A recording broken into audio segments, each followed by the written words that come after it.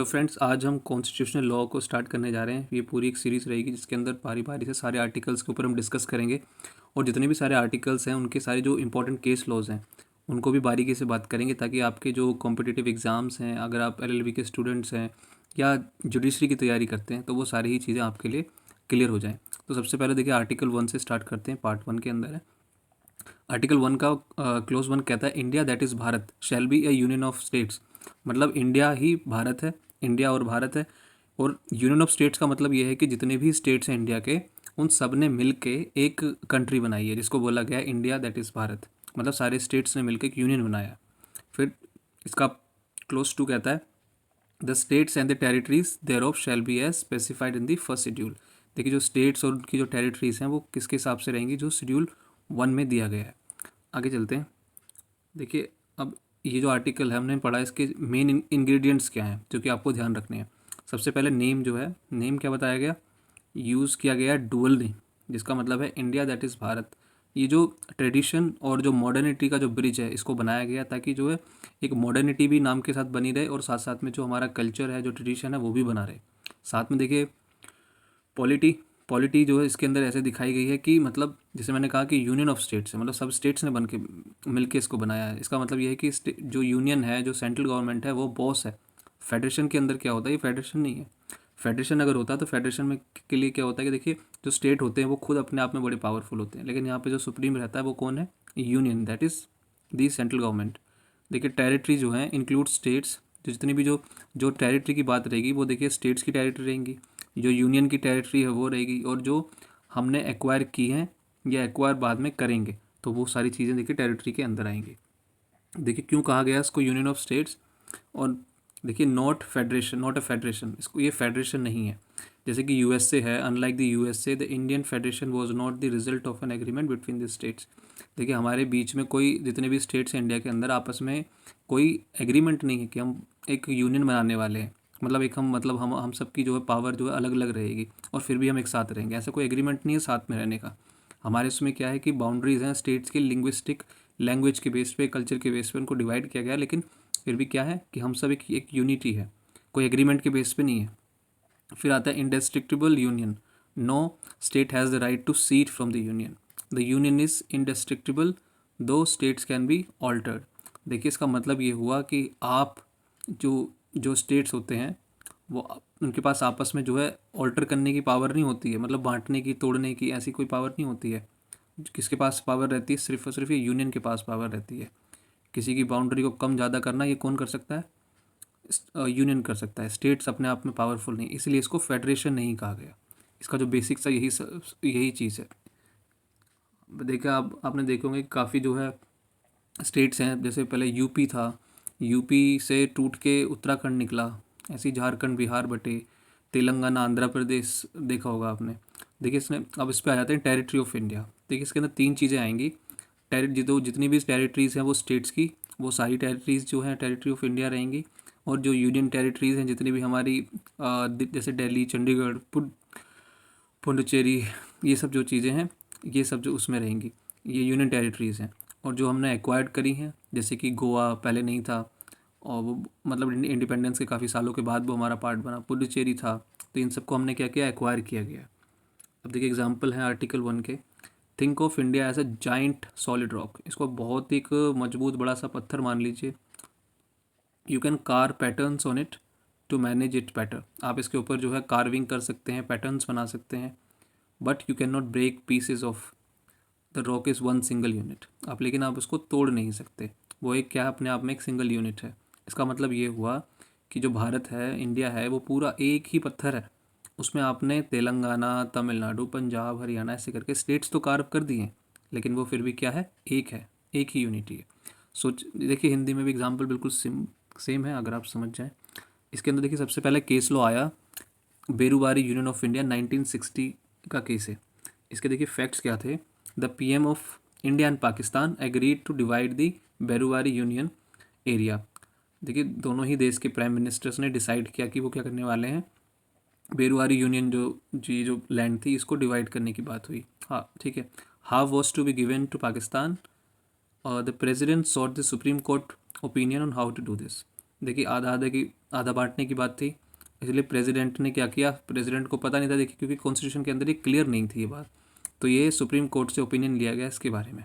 तो supreme court ने कहा कि इशू ये था सुप्रीम कोर्ट के सामने कि can parliament cede territory by simple law, मतलब सिंपल जो बिना बिना अमेंडमेंट लाए क्या उसको हम इस तरीके से अपनी जो टेरिटरी है उनके दो टुकड़े हो सकते हैं क्या कोई भी टेरिटरी के। तो सुप्रीम कोर्ट ने कहा कि नहीं, आर्टिकल 1 के अंदर क्या है कि वो सिर्फ टेरिटरी को डिफाइन करता है, वो बताता है कि टेरिटरी क्या है, ठीक है ना। To give away any part of India to a foreign country you must amend the constitution under article 368। इसमें साफ कहा गया कि देखिए आर्टिकल 1 के अंदर आप नहीं कर सकते, उसके लिए आपको क्या करना पड़ेगा, अमेंड करना पड़ेगा कॉन्स्टिट्यूशन के अंदर, वो भी आर्टिकल 368 के अंदर। देखिए केस लॉ 2 है, मगन भाई ईश्वर भाई Patel versus union of India 1969। देखिए इस केस में क्या हुआ, अब देखिए इसमें थोड़ा सा थोड़ा सा डिफरेंस है और फैक्ट्स भी डिफरेंट है। A tribunal settled a boundary dispute in the Rann of Kutch between India and Pakistan. India and Pakistan के बीच में ट्राइब्यूनल ने क्या किया कि बाउंड्री का जो डिस्प्यूट था उसको सेटल कर दिया। The petitioner argued this was a cession of territory and demanded a constitutional amendment। तो पिटिशनर ने कहा इस केस के अंदर जी देखिए क्या है कि इसमें क्या हुआ है कि टेरिटरी जो है इंडिया की वो कम हुई है, तो इसलिए जो है कभी भी जैसे भी पिछली जजमेंट में आपने देखा होगा उसमें ये था ना कि आप जो अपना देश का पार्ट किसी को दे नहीं सकते बिना अमेंडमेंट लाए, तो इसमें यही कहा पिटिशनर की भी जो कंटेंशन थी वो यही थी कि देखिए अभी भी यही हुआ है कि सेशन हुआ है। तो सुप्रीम कोर्ट ने कहा settling a boundary dispute is different from ceding territory. Supreme court ने कहा कि देखिए जो बाउंड्री का जो डिस्प्यूट है इसको सेटल करना, इसको सीडिंग नहीं कहेंगे, मतलब इसका मतलब ये नहीं है कि आपने अपनी जो है जो फॉरेन कंट्री को अपनी लैंड दे दी है। It just identify where the boundary always was. इसका मतलब ये है कि कोई ऑल्ट्रेशन नहीं हुई है, बस एक तरीके से बाउंड्री डिफाइन की गई है। तो जो कि बाउंड्री डिफाइन करने का तो आर्टिकल 1 के अंदर हो सकता है। रीजनिंग क्या है, no amendment is needed for boundary settlement, executive action is enough. तो इसके अंदर अमेंडमेंट की ज़रूरत नहीं है बाउंड्री को सेटलमेंट करने के लिए, बाउंड्रीज के ऊपर कोई डिस्प्यूट है तो इसके अंदर एग्जीक्यूटिव का ही एक्शन काफ़ी है। देखिए आर्टिकल 2 जो है वो कहता है पार्लियामेंट में by law admit into the union और establish new states on such terms and condition as it thinks fit. इसका मतलब सिंपल सा ये है कि पार्लियामेंट के पास ये पावर है कि अगर कोई भी जो पहले से ऑलरेडी एग्जिस्टेड स्टेट है, माने कि कोई कंट्री है, तो वो ऐड कर सकता है अपने साथ में, ठीक है, और इस्टेब्लिश कर सकता है कोई नया स्टेट्स है जो अभी भी मतलब बना हुआ है, तो उसको भी कर सकता है। लेकिन क्या रहेगी कि शर्त हमारी ही रहेगी, पार्लियामेंट की अपनी कंडीशंस रहेंगी। तो इसमें देखिए क्या इंग्रेडिएंट्स हैं, एडमिट का मतलब हुआ refers to states that strictly already exist. इसका मतलब जो ऑलरेडी पहले से हैं, जो फॉरेन कंट्रीज़ हैं वो ज्वाइन कर रहे हैं इंडिया को। स्टैब्लिश का मतलब हुआ refers to the territories that were not previously states but are now created one. इसका मतलब ये हुआ कि वो पहले नहीं थे स्टेट्स लेकिन अब बन चुके हैं। डिस्क्रिशन है on such terms and condition as it thinks fit, parliament has wide powers. अब देखिए जैसी शर्तें पार्लियामेंट चाहेगा उन शर्तों पे उनको ऐसे एडमिट कर सकता है अपनी टेरिटरी के साथ में और इस्टेब्लिश कर सकता है, ठीक है। स्कोप क्या है आर्टिकल 2 का, article 2 relates to the admission of foreign territory into the union of India. जैसे हमने कहा कि वो फॉरेन टेरिटरी को ऐड कर सकता है, एडमिट कर सकता है अपने उसके साथ, यूनियन ऑफ इंडिया के साथ। It does not relate to the internal adjustment of current state. इसका मतलब ये हुआ कि जो पहले से इंडिया के पार्ट हैं उनके एडजस्टमेंट की बात नहीं हो रही है। इसका मतलब ये जो कि पहले से इंडिया का पार्ट नहीं है उसके एडजस्टमेंट की बात हो रही है, उसको मतलब ऐड करना या इस्टेब्लिश करना। Parliament has the sole power to decide the terms. देखिए पार्लियामेंट के पास पावर है कि किन शर्तों पे वो ऐसा करना चाहेगी। However these terms can not violate this basic structure of the constitution that is democracy secularism. देखिए हमें एक चीज़ हमेशा ध्यान रखनी होगी, कोई भी अमेंडमेंट लेके आएंगे, किसी भी तरह का लॉ बनाएंगे, वो कभी भी बेसिक स्ट्रक्चर को छेड़छाड़ ना करे, ये हमेशा प्री कंडीशन रहेगी हमेशा के लिए। एग्जाम्पल है आर्टिकल 2 का, it's like adopting a new member into your family. If a neighbour wants to join your household, the head of the family decides the rule of their for their entry। तो मतलब एक तरीके से ये होगा कि आप अपनी फैमिली के अंदर नया मेंबर जोड़ रहे हैं और मान लीजिए आपका जो पड़ोसी है वो आपके साथ जुड़ना चाहता है, तो आप being a head of the family, आप अगर उसके करता हैं तो आपके पास ये पावर है कि भाई किन शर्तों पे उसे मेंबर बनाएंगे, ठीक है। यह किसी नए सदस्य को परिवार में शामिल करने जैसा है। अगर कोई पड़ोसी देश भारत में शामिल होना चाहता है तो संसद जो कि हेड है तय करेगी कि वो किन शर्त पर उन्हें अपना पार्ट मेंबर बनाएगा। देखिए केस लो है इसके अंदर, पोडियल यूनियन ऑफ इंडिया 1993, ये है एडमिशन ऑफ सिक्किम का।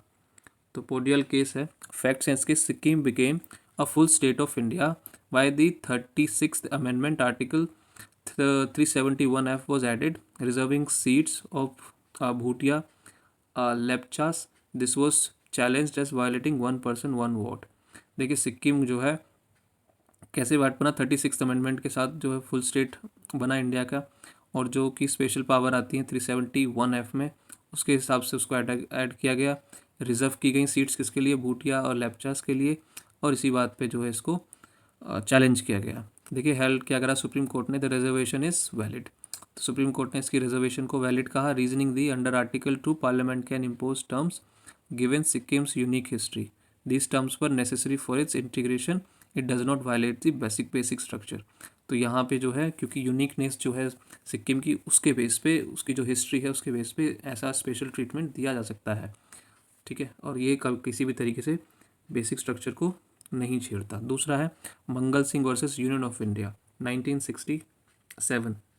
मंगल सिंह केस के अंदर क्या हुआ, the Punjab reorganisation act was challenged, it was argued that a state must have a separate high court and other institution and parliament can not create half state. तो इसके अंदर जब देखिए पंजाब का रीऑर्गेनाइजेशन हो रहा था, तो उसमें जो है ये जो एक्ट आया था रीऑर्गेनाइजेशन एक्ट, इसको चैलेंज किया गया। कहा गया कि स्टेट के पास जो है एक सेपरेट हाई कोर्ट होना चाहिए और उसके अपने अलग इंस्टीट्यूशंस होने चाहिए, और जो पार्लियामेंट जो है एक हाफ स्टेट नहीं कर सकता, बेसिकली ऐसे बांट नहीं सकता पार्लियामेंट। देखिए जजमेंट में क्या कहा गया कि पार्लियामेंट हैज़ वाइड पावर्स। देखिए पार्लियामेंट के पास बहुत पावर्स जो है उसकी काफ़ी एक तरीके से देखा जाए विद इन दी कॉन्स्टिट्यूशन काफ़ी अनलिमिटेड टाइप पावर्स हैं। रीजनिंग दी गई, parliament can very the constitution of the state, parliament जो है कॉन्स्टिट्यूशन को बदल सकता है, that is common high court बना सकता है, जैसे कि आपको पता होगा हरियाणा पंजाब के अंदर कॉमन हाई कोर्ट है। But it can not admit a state which does not follow the democratic Republican form of the constitution. लेकिन क्या है कि ऐसे स्टेट को वो एडमिट नहीं कर सकता जो क्या नहीं फॉलो करता है, डेमोक्रेटिक रिपब्लिकन, क्योंकि हमारा जो देश है वो क्या है, डेमोक्रेटिक रिपब्लिक है इसलिए। What about article 2A। देखिए आर्टिकल 2A जो है क्या बताता है, टाइटल जो कि सिक्किम के बारे में है। तो Sikkim to be associated with the union, तो उसको यूनियन के साथ जोड़ा गया। History added by the 35th amendment, जैसा मैंने ऊपर बात की, to give Sikkim the status of an associate state.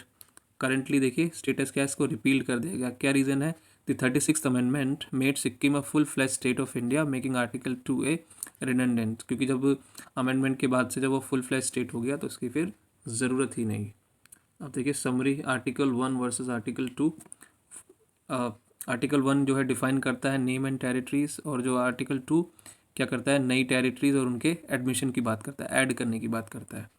Territory पे कैसे फोकस है, देखिए आर्टिकल 1 सिर्फ एग्जिस्टिंग स्टेट्स और यूनियन टेरिटरीज की जो है टेरिटरी की बात करता है, लेकिन आर्टिकल 2 फॉरेन की और जो बाहर से जो ज़मीन है उसको जोड़ने की बात करता है। एनालॉजी क्या है, द हाउस इटसेल्फ, मतलब अपना ही जो है, लेकिन वो क्या है, building and extension adoption, basically जो अपने अपने एरिया को और एक्सटेंड करना, बढ़ाना। की पावर, यूनियन इज़ द इंडेस्ट्रक्टिबल, ठीक है, यूनियन को तोड़ा नहीं जा सकता, लेकिन पार्लियामेंट्स के पास क्या है, इसमें आर्टिकल 2 में डिस्क्रिशन है। कोई क्वेश्चन है आपका तो ज़रूर बताएं, सजेशन है तो ज़रूर बताएं। Thank you so much for watching and please share, and if you can suggest some topics for the next videos, I'll be making more videos on this constitution, and I have already prepared so many. Thank you so much.